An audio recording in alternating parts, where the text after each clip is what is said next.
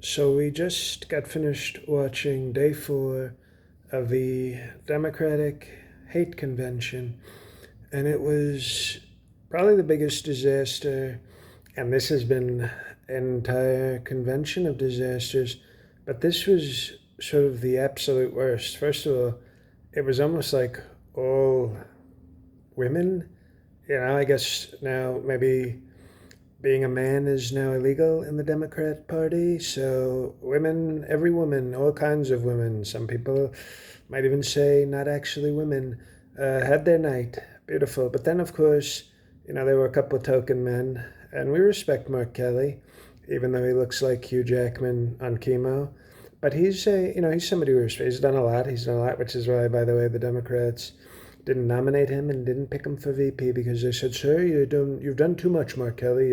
You have accomplishments and you have a brain, so no, you can't be on the ticket." And then all of a sudden, that woman from Michigan, Big Gretchen Whitmer, that's her name. I never even knew her name. I just called her that woman from Michigan because she was just so nasty. She was so nasty, and she came out tonight, and I'll admit, did she, sort of look, some people might say hot. I guess, I don't have to say, I don't have to pretend like just because she's a Democrat that she can't be hot. But of course, she's okay. So we're moving on, but we don't like her. We don't like her at all. And did she look hot though? Okay, we can say she looked hot. That doesn't mean I like her. That doesn't mean I like her. That doesn't mean that when I have my monthly sex appointment with my wife, Myanmar, that I'm going to tell her, okay, we're doing role play. You're that woman from Michigan, but instead of the leather jacket, can you put on a tight gray dress like she wore? We're not going to do that. I mean, if we do it, it's not weak. It's dominating. It's called Trump dominating. Okay, so it's not. So we don't like her, obviously. And then Kamala's sister, Bamala, spoke, whatever her name was, and it was horrible, and she was very weak in terms of speech. And then they brought her out. They brought her out. They said, "Come on out, koala bear," and she came out and she said thank you 500 times. And after 25 minutes, she finally accepted the nomination. I think she almost forgot, to be honest.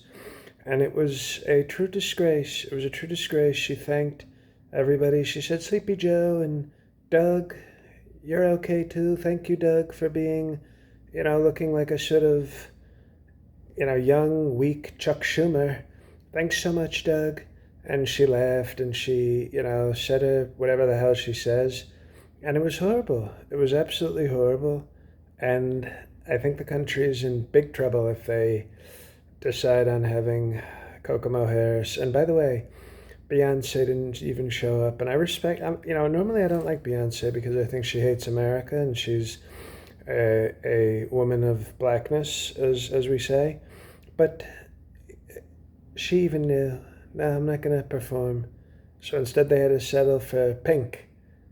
It was okay, I guess, but even Beyonce knew that this was a sinking ship. Maybe that'll be a next album. Sinking Ship from Beyonce, a visual album.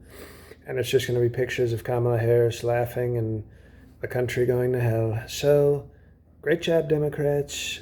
We're going to win. We're going to win so quickly, and it's going to be so embarrassing for the Democrats. But they had their little party in Chicago, and probably many other people got shot leaving Chicago because it's a liberal hellhole. But game on. I will see you at the debate on September 10th, I think, or maybe it's whenever it is. We'll see you there. And